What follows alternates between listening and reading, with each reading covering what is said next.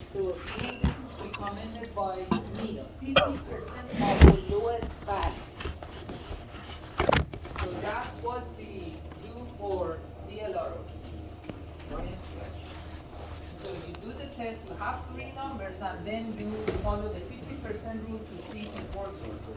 So in that paper, it says it's up to the not the manufacturer, but whoever you're testing it for, if it's still usable or not. We don't give up. As NIDA technicians, we don't give up. So we take some measures to improve the results. But yeah, if it doesn't work, you're gonna put it on the test one. It does not follow the 50%. How do we improve the results? Cleaning what? I mean, the breaker, you have to remove the connection where it connects to. Something to think about, okay? Once you are doing the testing, think about it, look at it, and see if you can give me a better response. See it up. Make sure they're torqued correctly. Torquing, perfect. Torquing is a good answer. If it's a bolted connection, make sure it's torqued, it's tightened up. But yeah, there is another, typical way we do it in the field, but I'm gonna mention it. Just think about it, okay? I'm gonna just give you some food for thought. So that's for DLRO. So for DLRO, what we use as a reference, according to Newton, is the 50%. Now, getting back to Meyer, that we talked about for a couple of weeks, what's the passing criteria for Meyer test according to NIDA MTS? Intero. Huh? Intero. Oh, minimum, right? 121. Beautiful. Thank you, Miguel. I appreciate it. Okay. So, again, you have your NIDA book. You spend some money to purchase a very useful book. Open it up, read it. John Sandry, he was a really good reader.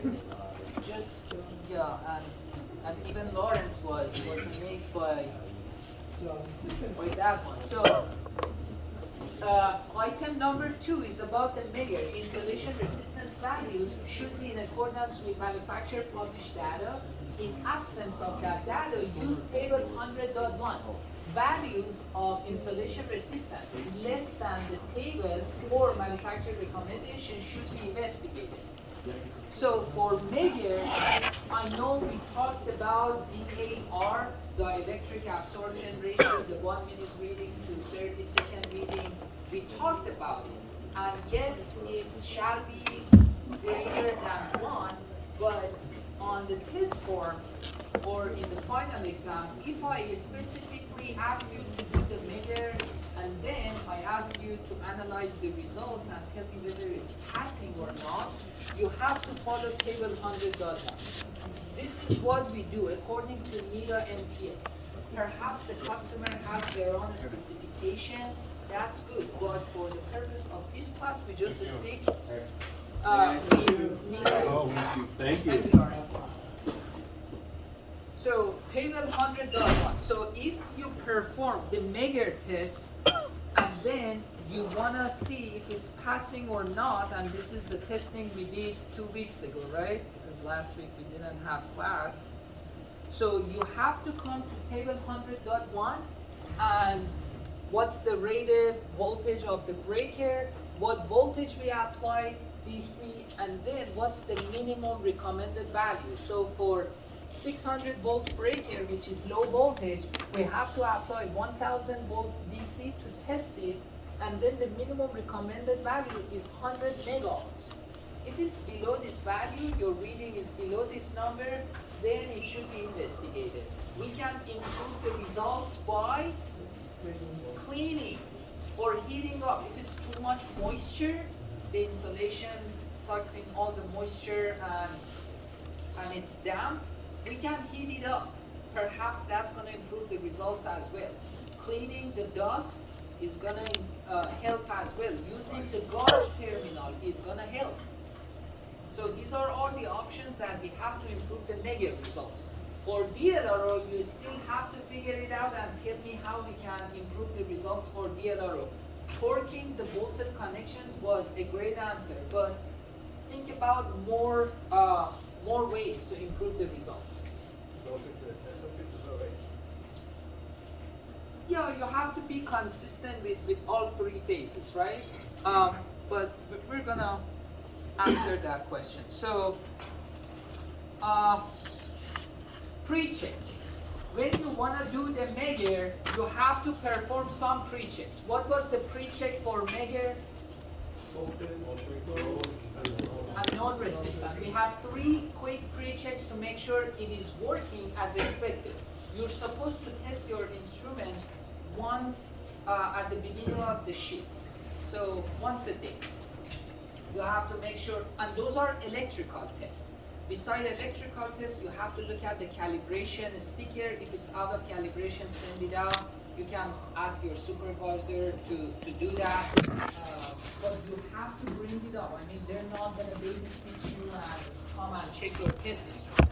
You have to raise the issue. You have to bring it up, and they're going to do it for you. So calibration was one thing. The condition of the leads. Make sure there is no cut on the lead. Make sure the case of the test instrument is not damaged. Make sure it's 50% charged. The battery level is minimum 50%. If not, plug it in. So these are all the checks that you need to do. But as far as electrical pre-checks, we had 3 for Megan. For DLRO, we also have pre-checks, but for DLRO, it's going to be much, much simpler. How many pre-checks do we have for DLRO? None. No, Dioro. Doctor, DLRO, yeah.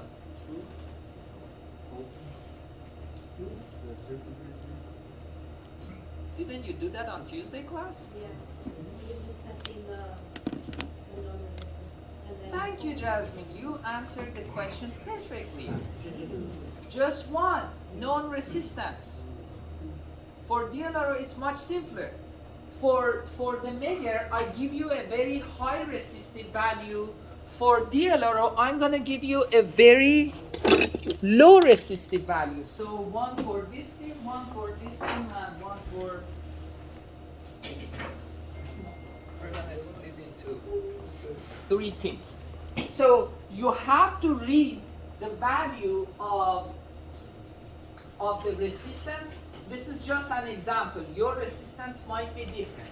It says 50 amps and 50 millivolts, okay? This is capital M, but this is 50 millivolts because it's very small resistance. So the ratio between the two should be the measured resistance that you see on the screen of your DLRO. So what's gonna be the expected resistive value?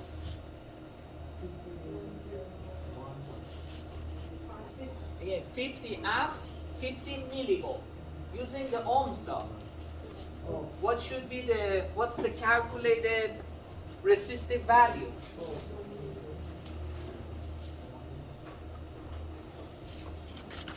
Ohm's law. Resistance equals voltage divided by current.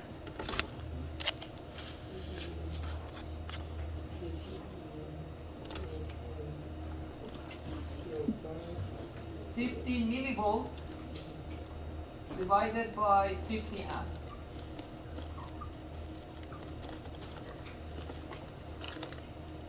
I got 0.001. 0.001 ohms Or or 1 1 milliohm or 1000 microohm. Which one has better 1 precision? milli. 1000 microohm has better precision because you can read all the digits, right? 1 milliohm doesn't tell you whether it's 1 milliohm or 1.01 milliohm. See, this one has better precision. When you deal with lower, smaller units, it gives you better precision. So that's why I want you to try out your test with different currents, 10 amps, 1 amps, 0.1 amps, and etc. So look at your known resistance, calculate the expected result, and then compare it with what you are testing. So known resistance. And this is what you see on the screen. See? So you read 0.001 ohms, or you are injecting 1 ampere. It can read up to 2 ohms. But you can increase the current, and then you can read milliohms. So more current, better precision. Now, instead of 1 amp, I'm injecting 10 amps, and instead of 0.001, I'm reading 1 milliohm, 1.02 milliohms. So, again, play with the range. It can be a knob to rotate, or it can be the button to go through the screen and select your current, and then try it with different currents. You can go 100 milliamps, 1 amp, 10 amp. Try it out and see the difference. And tell me which one is better precision, okay? For the mode, if you have mode of operation, you can put it on auto. It shouldn't make any difference for the circuit breaker. Yes? We're not passing this around, it's for the team.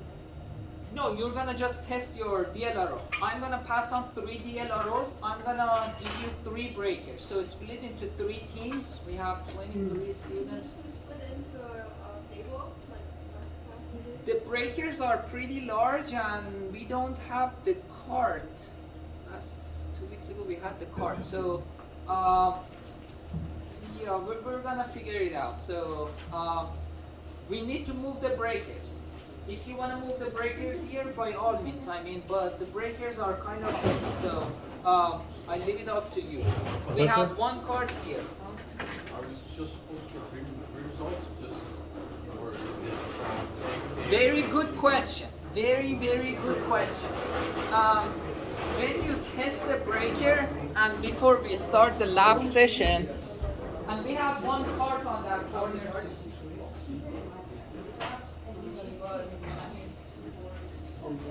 And these are the test forms for DLRO that I'm gonna pass around.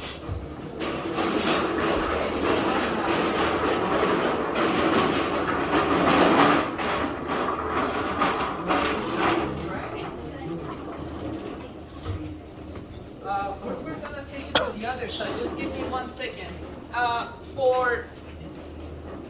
For the circuit breaker, specifically for circuit breaker, we tested nine times for mega, right? Well, for some of them, the breaker should have been open. For some of them, the breaker should have been closed. But what about DLRO? How many DLRO tests are we supposed to perform on the circuit breaker? Uh-huh. How many?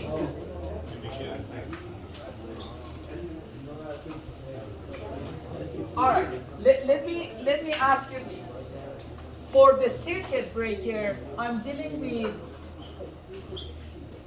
3 phases, right? Yes.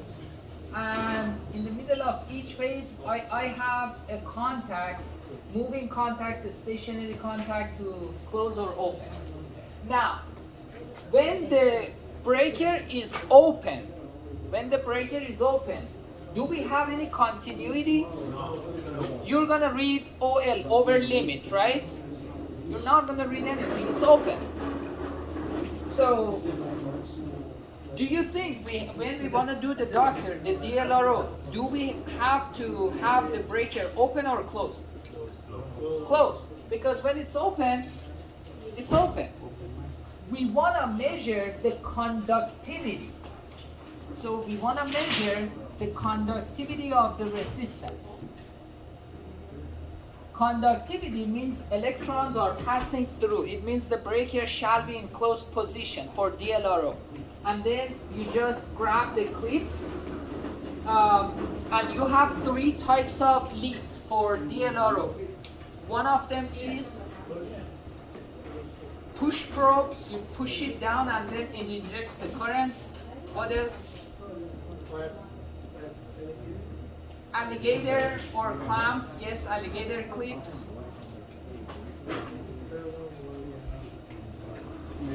And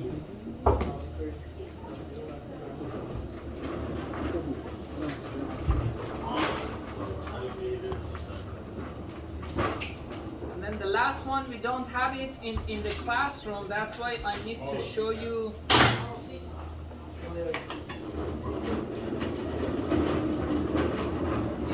This is the one.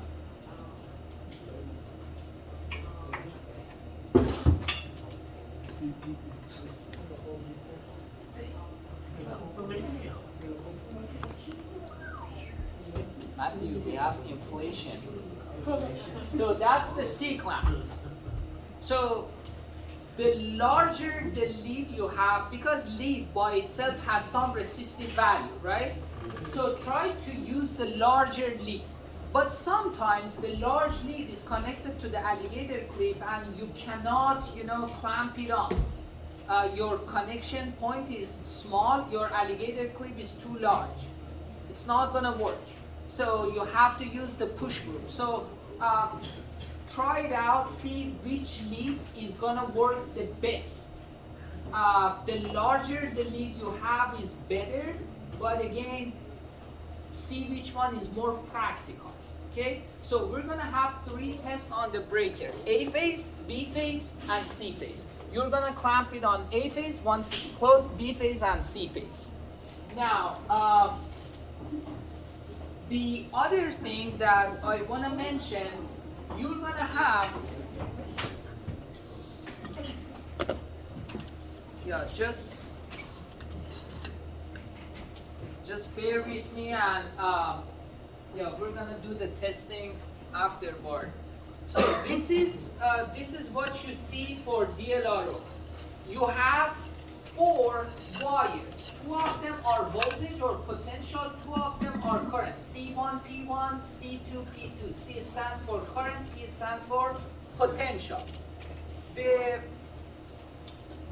voltage are the middle ones. So if you have your clip, the voltage or the potential lead is supposed to be inside, and then the current is outside, because you are injecting current and you are reading the voltage.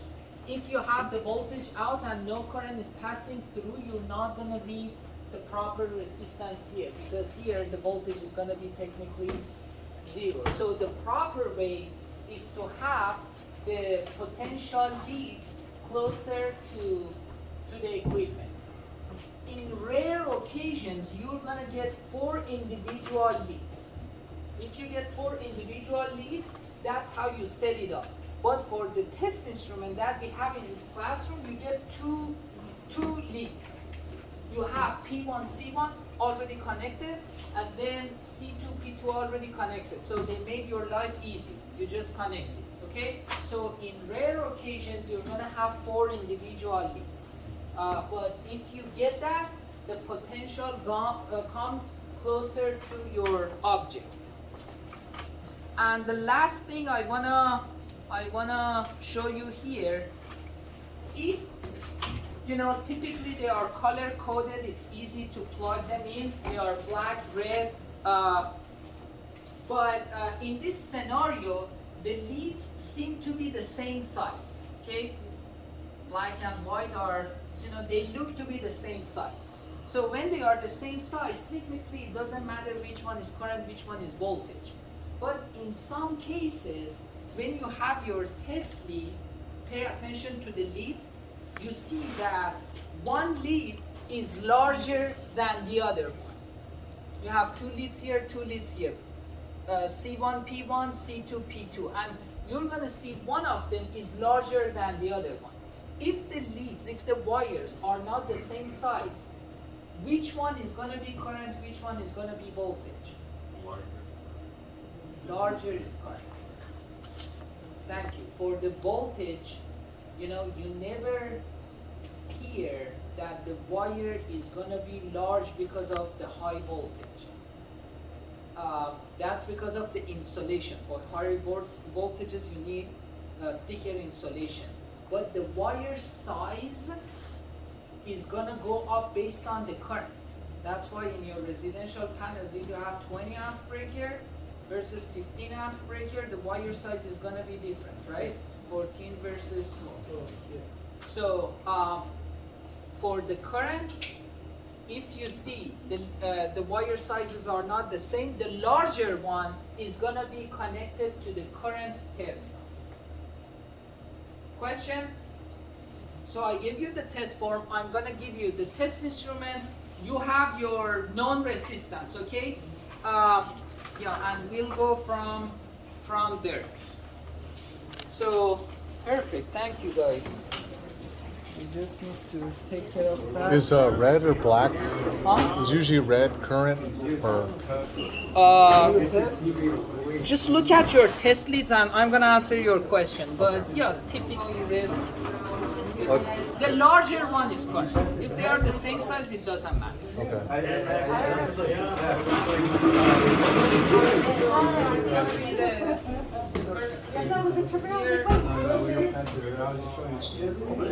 Safety glasses, guys. Safety glasses. Professor, question. Yeah. 2 weeks ago, was there a notebook left behind at the Norv, or no? It's okay. I just Ask heard. around. I mean, I didn't see one. Where?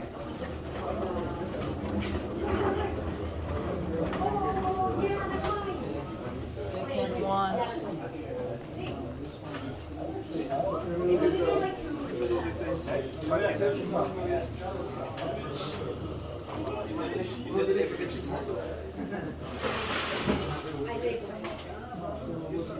It's given the vote. No, just give them already. He was kind of busy with his people. That's all everybody thought I was already getting some of the best things. Me too, as I said, I was like, shit. So maybe I'll take a look at it. Yeah, I just did. Just the unofficial. Official proof that this is my next class. I would, yeah. Because they know This one is gonna be for the second team. Let's move it on this side. Just to give you guys some space. Take one from that. And guys, group number 3, we're gonna test the breaker on the floor. I mean, that's too heavy to lift. We cannot close this. I guess this has the under voltage coil. There's a smaller one, CB3 in the box here.